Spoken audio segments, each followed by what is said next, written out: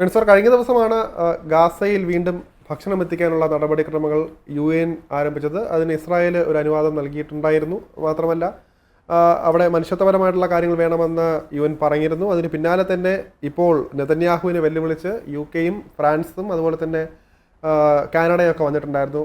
ഇങ്ങനെ നടപടി തുടർന്നു കഴിഞ്ഞാൽ ശക്തമായ നടപടി എടുക്കും എന്നുള്ള രീതിയിലാണ് അവർ പറയുന്നത്. പക്ഷേ നെതന്യാഹു അതിന് പറയുന്ന കാര്യം എന്ന് വെച്ച് കഴിഞ്ഞാൽ, ഹമാസ് അവിടെ ഉള്ളിടത്തോളം കാലം നമ്മളിൽ നിന്ന് പിന്തിരിയില്ല. മാത്രമല്ല, ഈ രാജ്യങ്ങൾക്ക് ഇപ്പോൾ ഇതിന് ഗാസയ്ക്ക് വേണ്ടി സംസാരിച്ചു വന്ന ഈ രാജ്യങ്ങൾക്ക് അവർ പണം നൽകുന്നുണ്ട്, ഹമാസ് പണം നൽകുന്നുണ്ട് എന്നുള്ള ആരോപണം വരുന്നുണ്ട്. അപ്പോൾ ഇവിടെ നമ്മൾ ശ്രദ്ധിക്കേണ്ട ഒരു കാര്യം, ഇവിടെ ആരാണ് ശരി ആരാണ് തെറ്റെന്ന് തീരുമാനിക്കാൻ പറ്റില്ല. അപ്പോൾ ഹമാസിനെ നമുക്ക് പൂർണ്ണമായിട്ട് നമുക്ക് അംഗീകരിക്കാൻ പറ്റില്ല, പൂർണ്ണമായിട്ടില്ല, ഒരു തലത്തിലും അംഗീകരിക്കാൻ പറ്റില്ല. അതേസമയം നെതന്യാഹുവിൻ്റെ നിലപാടും നമുക്ക് ഇതിനകത്ത് തള്ളിക്കളയാൻ പറ്റില്ല. ഹമാസിനെ പൂർണ്ണമായിട്ടും ഇല്ലാതാക്കാനാകാതെ പറ്റില്ല എന്ന് പറയുന്ന നമുക്ക് നെതന്യാഹുവിനെയും തള്ളിക്കളയാനാകില്ല. സാധാരണക്കാരെ, പക്ഷേ ഗാസയിൽ സാധാരണക്കാരെ ആലോചിക്കുമ്പോഴും നമുക്ക് വിഷമമുണ്ട്. അപ്പം ഇതിലെന്താണ് കറക്റ്റായിട്ട് ഒരു പോംവഴിയായിട്ട് താങ്കൾ കാണുന്നത്? ഇതിനിപ്പോൾ ശരിയായൊരു പോംവഴി കണ്ടുപിടിക്കുക ബുദ്ധിമുട്ടായതുകൊണ്ടാണ് ലോകരാഷ്ട്രങ്ങളെല്ലാം കൺഫ്യൂസ്ഡ് ആയിട്ട് നിൽക്കുന്നത്. അതെ, കാരണം 2016 മുതൽ ഈ ഗാസ സ്ട്രിപ്പിൻ്റെ കൺട്രോള് ഒരു തേർഡ് സ്റ്റേറ്റ് എന്നുള്ള നിലയിൽ ഈ ഹമാസ് ഏറ്റെടുത്തിരിക്കുകയാണ്. അന്ന് മുതലേ ഇവർക്കെതിരെ, ഇസ്രായേലിനെതിരെ ചെറിയ ചെറിയ ഭീഷണികൾ നിലനിൽക്കുകയാണ്. ഇതിനു മുമ്പും ഹമാസിൻ്റെ വാറ് പല സന്ദർഭങ്ങളും, ഹമാസും പിന്നെ ഇസ്രായേലും തമ്മിലുള്ള അടി പല സന്ദർഭങ്ങളും നടന്നിട്ടുണ്ട്. 2008-ലും 2014-ലും ഒക്കെ നടന്നിട്ടുണ്ട്. അതിന് പുറമെയാണ് പിന്നെ 23 ഒക്ടോബറിൽ ഏതാണ്ടൊരു സൗഹൃദ മോഡലിൽ അവർ പൊയ്ക്കൊണ്ടിരിക്കുകയായിരുന്നു ഈ 2014-ന് ശേഷം. അതായത് ഗാസ സ്ട്രിപ്പിലെ പലരെയും ഇസ്രായേലിലേക്ക് പണിക്കും മറ്റു കാര്യങ്ങൾക്കുമായിട്ട് വിളിക്കുകയും ഇവിടുന്ന് തിരിച്ച് അങ്ങോട്ട് പോവുകയൊക്കെ ചെയ്തുകൊണ്ട് വളരെ സൗഹൃദമായിട്ട് പൊയ്ക്കൊണ്ടിരുന്നൊരു കാലഘട്ടം ആയിരുന്നു. അപ്പോൾ ശരിക്കും പറഞ്ഞാൽ അവിടെ ഒരു ടെൻഷൻ്റെ സാധ്യത ഇല്ല എന്നാണ് ഇസ്രായേൽ വിശ്വസിച്ചിരുന്നത്. അപ്പം അത് ശരിക്കും പറഞ്ഞാൽ പതുങ്ങിയിരുന്ന് ആക്രമിക്കുന്ന ഒരു ശൈലിയിലേക്ക് ഹമാസ് പോവുകയായിരുന്നു എന്നുള്ളതാണ് മനസ്സിലാക്കുന്നത്. 2008-ലെ 2014-ലെയും വാറിന് ശേഷം ശരിക്ക് ഇസ്രായേലിനെ പൂട്ടാനുള്ള ഒരു പദ്ധതി അവർ ഒരു 10 വർഷം കൊണ്ട് തയ്യാറാക്കി. 2023 ഒക്ടോബറിൽ പൊടുന്നനെ ഇസ്രായേലിൻ്റെ ആ അയൺ കർട്ടനെയൊക്കെ പ്രതിരോധിച്ചുകൊണ്ട് പെട്ടെന്ന് ഒരു രാത്രിയിൽ അവർ ഇടിച്ചു കയറുകയും 1000 സ്ത്രീകളും കുട്ടികളും അടക്കം 1200-ഓളം പേരെ കൊല്ലുകയാണ് ഉണ്ടായത്. ബലാത്സംഗം നടന്നിട്ടുണ്ട്. അങ്ങനെ 251 പേരെ അവരവിടുന്ന് ബന്ദികളാക്കി കൊണ്ടുവന്നു. അതിൽ കുറേ പേരെയൊക്കെ വിട്ടയച്ചു. ഇപ്പോഴും 57-ഓളം പേരെ ഗാസയിൽ പല ഭാഗങ്ങളിലായിട്ട് അവർ പിടിച്ചു വച്ചിട്ടുണ്ട്. അപ്പോൾ വാർ ഇപ്പോഴും പൂർണ്ണമായിട്ടില്ല. അപ്പോൾ ഇപ്പോഴും ഇസ്രായേലിൻ്റെ ആഗ്രഹം ഈ ഗാസ ബെൽറ്റ് പൂർണ്ണമായി ഞങ്ങൾക്ക് കിട്ടണമെന്നാണ്. അതിന് ട്രംപ് അനുകൂലമായിട്ടും ഇടയ്ക്കൊന്ന് പറഞ്ഞു, ഞങ്ങൾ ഇതെല്ലാം കൂടെ എടുത്തിട്ട് ഈ ഡെബ്രീസ് എല്ലാം, ഈ വാറിൻ്റെ ഇതെല്ലാം കൂടെ അടിച്ച് പൊളിച്ച് കളഞ്ഞ് ഞങ്ങൾ അവിടെ ഒരു നല്ല റിസോർട്ട് ആയിട്ട് മാറ്റാൻ പോവുകയാണ്.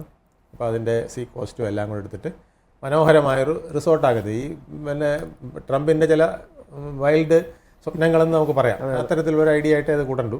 എന്തായാലും അങ്ങനെയൊക്കെ പ്ലാൻ ചെയ്തു. ഇപ്പോൾ അവിടെ കുറേ നാളായിട്ട് ഭയങ്കരമായ തീവ്രമായ പിന്നെ ഭക്ഷണത്തിനുള്ള ക്ഷാമം മറ്റെല്ലാമായിട്ട് അവർ ബുദ്ധിമുട്ടിക്കൊണ്ടിരിക്കുകയാണ്. ഇവരെ നേരെ നോർത്ത് ഭാഗത്തേക്ക് ഓടിക്കുക എന്നുള്ളതാണ് ഇവരുടെ ഇസ്രായേലിൻ്റെ ഒരു ആഗ്രഹം. ബാക്കി അവശേഷിക്കുന്നവരെ കൂടെ ഓടിച്ചിട്ട് ആ പ്രദേശം സ്വതന്ത്രമാക്കിയെടുക്കണം, അവരുടെ കൺട്രോളിലാക്കിയെടുക്കണം എന്നുള്ളതാണ്. അല്ലെങ്കിൽ അവരുടെ മേൽനോട്ടത്തെങ്കിലും ആക്കിയെടുക്കണം. എങ്കിലേ അവർക്കിനി ഇത്തരം ഭയമില്ലാതെ ഇവിടെ ജീവിക്കാൻ കഴിയുമെന്നുള്ളതാണ് ഇസ്രായേലിൻ്റെ ഒരു ഐഡിയ. അതിൻ്റെ ഒരു പ്ലാൻ അങ്ങനെയാണ്. പക്ഷേ ഹമാസ് ഇതിനകത്ത് തന്നെ കളിക്കുന്ന കളി എന്ന് വെച്ചാൽ, ഇപ്പോൾ ഇവർക്ക് തന്നെ ഹ്യൂമൻ എയ്ഡ്സ്, അതിപ്പോൾ ഭക്ഷണമായാലും വസ്ത്രങ്ങളായാലും തന്നെ അവരത് കൈക്കലാക്കിയതിന് ശേഷം അതിനൊരു വിലയിട്ട്, അവർ തോന്നുന്ന വിലയിട്ട് 200-300 ഇരട്ടി വിലയൊക്കെ ഇട്ടാണ് അതിനെ വിൽക്കുന്നത്. ഗാസയിൽ എല്ലാം നഷ്ടപ്പെട്ടവർക്ക് ചിലപ്പം ഇതിനുള്ള പണം വേണമെന്നില്ല. അവർക്ക് എവിടെ നിന്നാണ് കിട്ടാൻ പോകുന്നത്? എല്ലാം നഷ്ടപ്പെട്ടവർക്ക് പണമില്ല. അപ്പം ഈ തരത്തിലൊരു കച്ചവടമാക്കി അതുവഴി വലിയൊരു സമ്പാദ്യ മാർഗമാക്കിയത് കൊണ്ടാണ് ഇങ്ങനത്തുള്ള എയ്ഡുകൾ നിർത്താൻ നെതന്യാഹു അടക്കം തീരുമാനിച്ചതെന്ന് പറയപ്പെടുന്നുണ്ട്. പക്ഷേ ഇപ്പോഴും UN ഒക്കെ നിലപാടെന്ന് പറയുമ്പോൾ ഈ ഹമാസിലെ ഈ ഒരു ഭീകരവാദികളെ തീറ്റിപ്പോറ്റാനുള്ള നടപടികൾ എന്ന രീതിയിലാണ് ഇവർ കാര്യങ്ങൾ കൈകാര്യം ചെയ്യുന്നത്. ഇവിടെ മൊത്തത്തിലൊരു പരിഹാരം കാണേണ്ട UN-ഉം അതുപോലെ തന്നെ മറ്റു ലോകരാജ്യങ്ങളും ഇതിനകത്ത് തന്നെ കൃത്യമായ ഒരു ഇടപെടൽ നടത്തിയല്ലേ ചെയ്യേണ്ടത്. അതിനകത്ത് അല്ല, ഇതിനകത്ത് ഒരു പ്രശ്നമെന്ന് വന്നിരിക്കുന്ന ഈ ഹമാസ് സാധാരണക്കാരായ ഗാസ നിവാസികളെ കൂടെ ബന്ദികളാക്കി വെച്ചിരിക്കുകയാണ്. അതാണ് അവരുടെ ഒരു സ്ട്രാറ്റജി തന്നെയാണ്. ഈ ഇസ്രായേലിൽ നിന്ന് പിടിച്ചുകൊണ്ട് പോയ 151 പേരെ ബന്ദികളാക്കി വെച്ച് ഇസ്രായേലിനെ വെല്ലുവിളിച്ചു. അവരിതൊന്നും മാനിക്കാതെ യുദ്ധം ചെയ്തു, അടിച്ച് തകർത്തു, എല്ലാം വന്നു. ഇപ്പം ഈ എല്ലാം നഷ്ടപ്പെട്ട സാഹചര്യത്തിൽ പിന്നെ അവിടെ അവശേഷിക്കുന്ന കയ്യും കാലും ഒക്കെ പോയി കഷ്ടതയിൽ അനുഭവിക്കുന്ന ആ ജനതയെ അവർ പിന്നെ പീഡിപ്പിച്ചുകൊണ്ടാണ് ഈ പിന്നെ ബാർഗെയിനിങ് നടക്കുന്നതെന്നുള്ളതാണ്. ഇവരെ ഉണ്ടെങ്കിലേ അവർക്ക് പണം കിട്ടുള്ളൂ. ഈ ജനതയ്ക്കെന്ന് പറഞ്ഞാണ് UN നിന്ന് പണം കിട്ടാൻ. ഈ ജനതയ്ക്കെന്ന് പറഞ്ഞാൽ ഫ്രാൻസും കാനഡയും UK ഒക്കെ സാമ്പത്തികം കൊടുക്കുള്ളൂ. അപ്പോൾ ഇപ്പോൾ ഏറ്റവും വലിയ ഗതികേട് വന്നിരിക്കുന്നത് ഈ രാഷ്ട്രങ്ങൾക്ക് നേരിട്ട് അവിടെ കൊണ്ട് കൊടുക്കാൻ പറ്റില്ല. ഇസ്രായേലിന് കൊടുക്കാൻ പറ്റില്ല, അല്ലെങ്കിൽ അമേരിക്ക കൊടുക്കാൻ പറ്റില്ല, ആർക്കും കൊടുക്കാൻ പറ്റില്ല. കൊടുക്കാൻ പറ്റുന്ന ആർക്കാണ്? അവിടെ ഇപ്പോഴും പൂർണ്ണമായും വിട്ടുപോകാത്ത ഹമാസിൻ്റെ ആൾക്കാരിലൂടെ മാത്രമേ ഇതൊക്കെ കൈകാര്യം ചെയ്യാൻ സാധിക്കുകയുള്ളൂ. ഇപ്പോൾ മെഡിസിനും ട്രക്കും കാര്യങ്ങളൊക്കെ അങ്ങോട്ട് പോകാനായിട്ട് ഇസ്രായേൽ കുറച്ച് അനുവദിച്ചിട്ടുണ്ട്. കാരണം യാതൊരു നിവൃത്തിയില്ലാതെ ജനം കിടന്ന് വലയുകയാണെന്നേ. അവർക്ക് ഈ മുറിവേറ്റ ശരീരങ്ങൾ ഒക്കെ പുറമേ കഴിക്കാൻ ആഹാരമില്ല, മരുന്നില്ല, ചികിത്സിക്കാൻ നിവൃത്തിയില്ല. അങ്ങനെ വളരെ ബുദ്ധിമുട്ടിലാണ്. ആ പ്രദേശത്ത് എന്തെങ്കിലും ചെയ്യണമെങ്കിൽ ഇപ്പം ഹമാസിനെ ഓവർടേക്ക് ചെയ്തുകൊണ്ട് പോകാൻ പറ്റില്ല, UN പോകാൻ പറ്റില്ല, മറ്റു രാഷ്ട്രങ്ങൾക്കും പോകാൻ പറ്റില്ല, അവിടുത്തെ കൺട്രോളുള്ള ഇസ്രായേലിനെ മറികടന്ന് പോകാൻ പറ്റില്ല. അങ്ങനത്തെ ഒരു വൈതരണിയിലാണ് അവിടെ കിടക്കുന്നത്. കൃത്യമായിട്ട് പറഞ്ഞാൽ അവിടെ ഏകദേശം 2.1 ദശലക്ഷം ആളുകളാണ് അവിടെ അധിവസിക്കുന്നത്. അതിനകത്ത് 5 ട്രക്കുകൾ മാത്രമല്ല. അതായത് എന്താ പറയുക, തുള്ളിക്ക് ഒരു വലിയ കുടം വെള്ളത്തിന് ഒരു തുള്ളി എന്ന രീതിയിലാണ് ഇപ്പോഴത്തെ ഭക്ഷണം അവിടെ എത്തിയിട്ടുള്ളത്. പൂർണ്ണമായിട്ടും എത്തിയിട്ടില്ല. അപ്പം ഇങ്ങനത്തെ രീതിയിൽ നോക്കുമ്പോൾ നമ്മുടെ സാധാരണക്കാരുടെ രീതിയിൽ കൂടെ ചിന്തിക്കുമ്പോഴത്തേക്കും ഇപ്പം നെതന്യാഹു കുറച്ചുകൂടെ ഒന്ന് അയവ് വരുത്തേണ്ടതില്ലേ എന്ന് തോന്നുന്നുണ്ടോ അതിനകത്ത്? തീർച്ചയായിട്ടും. കാരണം അവിടുത്തെ മനുഷ്യാവകാശ പ്രശ്നം ഭയങ്കര രൂക്ഷമാണ്.